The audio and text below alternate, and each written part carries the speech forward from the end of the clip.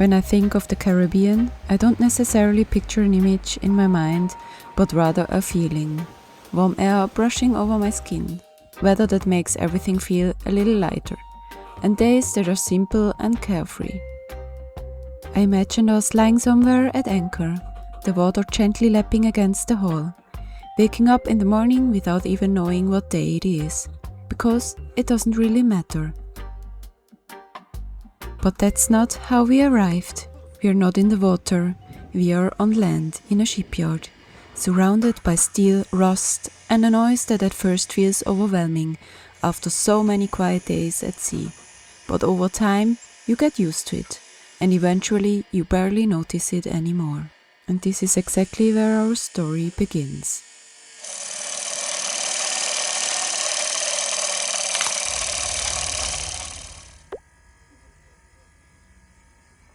The first days didn't feel like arriving, but like sorting through everything, searching for paths and looking for places where things were waiting that we didn't even know we would need.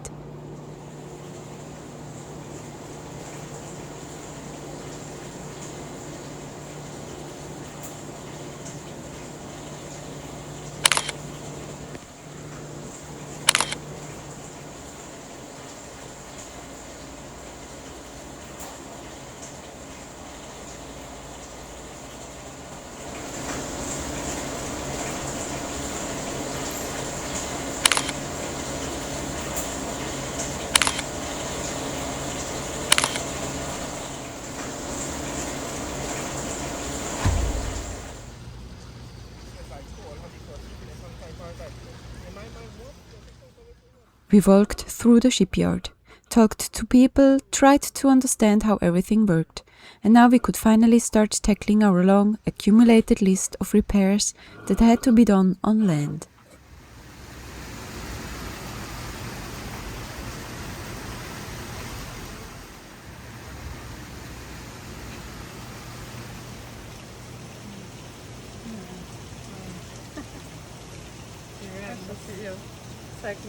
Wenn der Zucker aber das Wasser noch unter dem Schiff. Und dann rostig. Ja. Oh, Butzeli.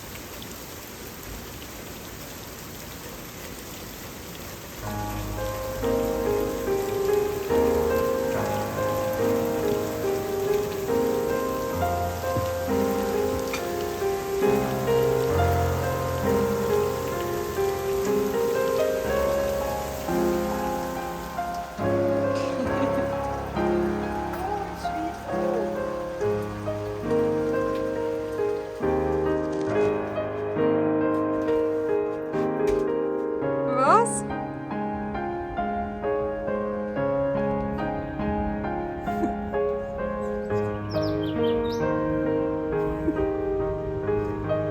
Was du noch so magst?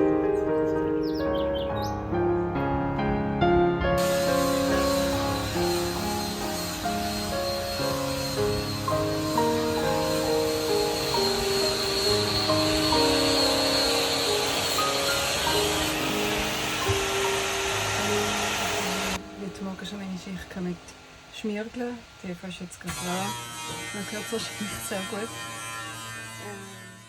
Problems keep appearing, one after another. We discover water in the boat, an incredible amount of water. For a moment it feels as if we are sinking, even though we are on land. Days when it seems like everything is going wrong.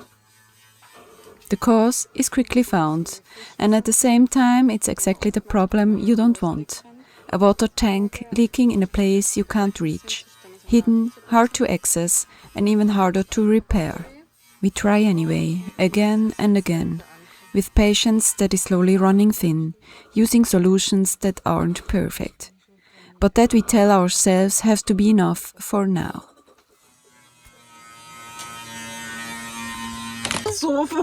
And then there are these little funny moments in between, completely unexpected. Suddenly in our cabin we discover a tiny, uninvited guest, a little lizard. At first I'm just amazed, and then she jumps onto my hand and climbs up my arm, as if she had planned it all along. Her tiny cool suction cup feet feel hilariously strange on my skin. And it slowly dawns on me that she has absolutely no intention of leaving anytime soon. When I try to get her off, she keeps climbing downward, looking for a way to hide in places that were definitely not meant for her. At that point, it suddenly stops being quite so funny.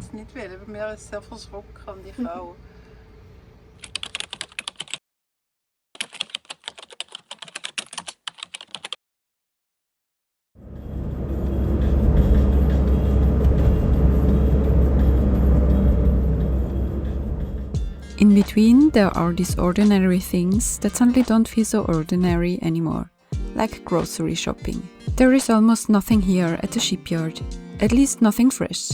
So you start planning days ahead, signing up for the shuttle, waiting for your turn.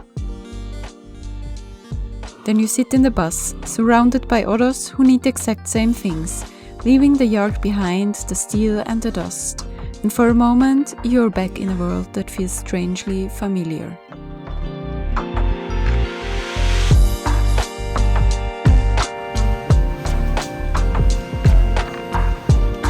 A supermarket, full shelves, fresh vegetables, things you would normally just grab without thinking. And suddenly you realize how special that has become. And before you really notice, the cart is full, the bags are heavy, and you're heading back again, back to the shipyard, back to everything that still needs to be done.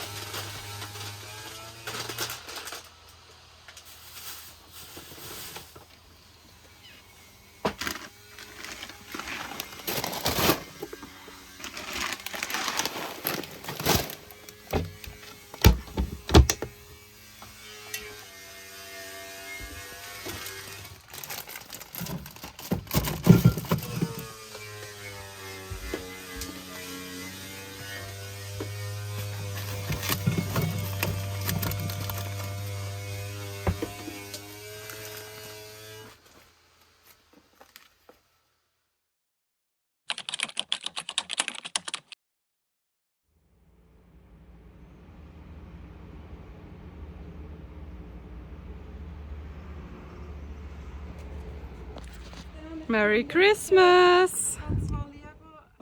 Christmas doesn't really feel like Christmas.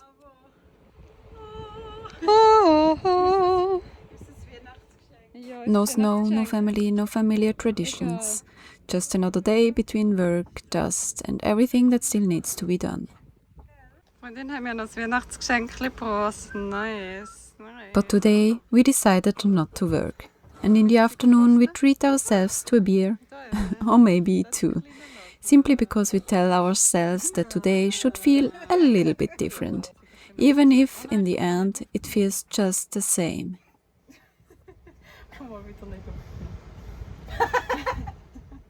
And before you know, the next date is already there, New Year's Eve.